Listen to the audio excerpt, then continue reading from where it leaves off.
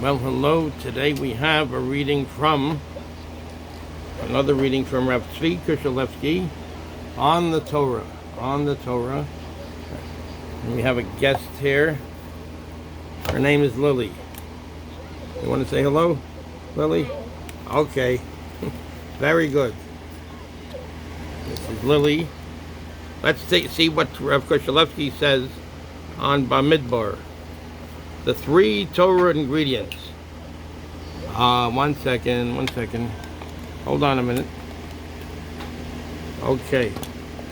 So the 3 Torah ingredients. It says, Vaydaber HaShem el Moshe b'Midbar Sinai Lemor. HaShem spoke to Moshe in the Sinai desert, saying, Bamidbar 1:1. The Torah was given in the context of 3 elements: fire, water, and desert. Bamidbar Rabbah 1:7. The Midrash is implicitly asking about the significance of mentioning the Sinai desert. In other words, we knew it was given in the Sinai. Why did it say that and Hashem spoke to Moshe in the Sinai desert, saying? In other words, we knew it. Why did it say it again? Since we already know where the people were, why does the Torah mention it? The Midrash answers that the reference to Sinai serves to highlight 3 elements that were present at the giving of the Torah at Sinai, and consequently 3 ingredients of Torah study. That's why it says specifically where, in Bamidbar, in the desert. The first element is that the Torah was given in the desert wilderness. The Gemara comments accordingly that if a person makes himself like the desert that anyone may tread on, his learning will endure. Eruvin 54a. In other words, he considers himself not very high. Has humbleness. He's humble. The wilderness trait is humility. A person must approach the Torah with humility.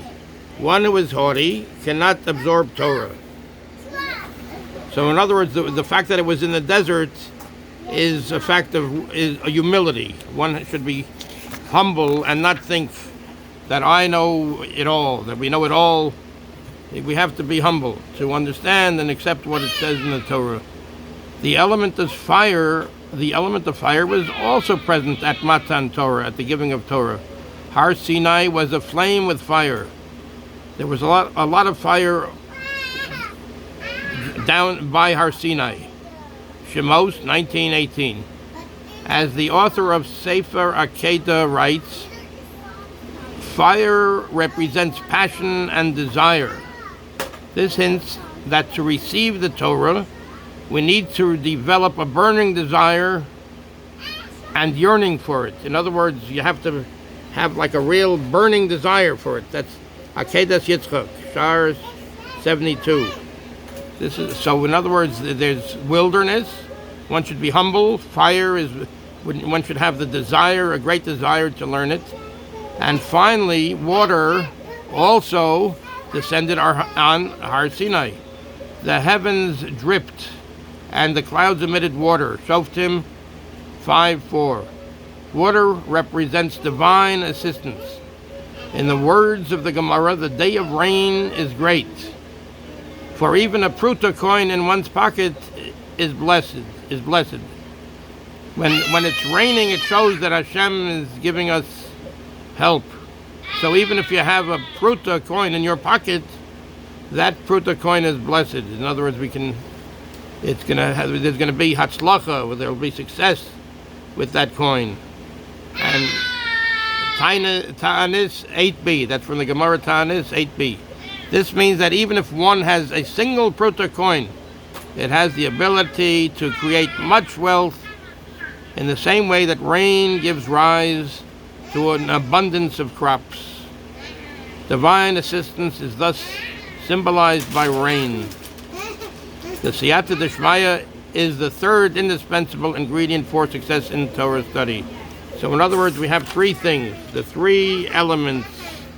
One is humility, that it was given in the desert, and the other is fire, that one should have a deep desire to learn Torah. And the fourth is water. Water descended on Har Sinai. In other words, siyata d'shmaya. When it's raining, it's a sign of the heavenly assistance, that HaShem is giving us assistance. Oh, stop fighting, kids. All right, we'll talk in a minute. That HaShem is giving us assistance. He's helping us, and that's what we need for learning Torah also. Thank you very much. Have a good Yom Tov, a good Shavuos. And things should be good for the people in Eretz Yisrael, and there should be refuos and yeshuos.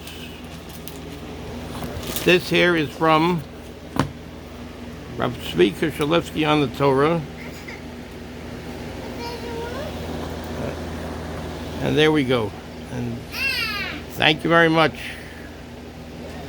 Have a good Yom Tov, everyone. Take care.